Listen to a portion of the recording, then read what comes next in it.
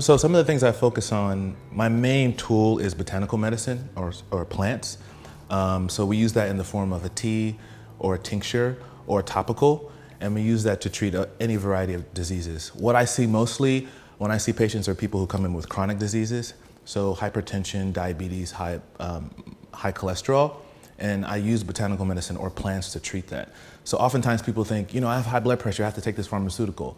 Well, no, there's a plant alternative for that. Or someone has diabetes, I have to take these pills or take this insulin shot. Well, depending on the stage of your pathology, we can treat that botanically. And the great thing about the plants is they don't have as many negative side effects as a lot of the pharmaceuticals do. So a lot of people do come in and they're suffering from fatigue, or like a buzzword is like adrenal fatigue.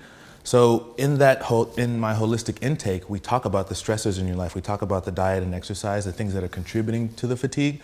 So it may not be necessarily that you have to take a pill or even take a herb. We just address the person holistically and try to lessen some of their negative stressors and maybe increase some of their positive stressors. Exercising is stress, but it's a positive thing.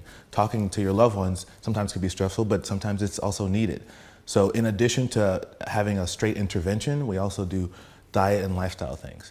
So food diaries, mental emotional journals, providing people with things that they can use to kind of get their thoughts and emotions out there. And sometimes when you see it on paper, you're like, wow, this has been stressing me. Or when you verbalize it, you're like, whoa, this is my issue. And it oftentimes helps people. So as a personal trainer and a yoga teacher, as a naturopath, I look at everything holistically. So moving the body physically, deep breathing, being flexible, stretching, it's all part of healing.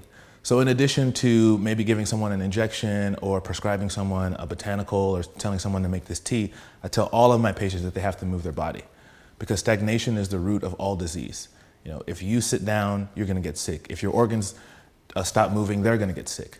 So we try to get the person to move as much as they can, and not only move physically, but move mentally. Sometimes people ruminate on the same thoughts over and over again, and we try to get them to move that as well. And a lot of times moving physically opens up that movement mentally. So I'm always prescribing my patients movement as medicine.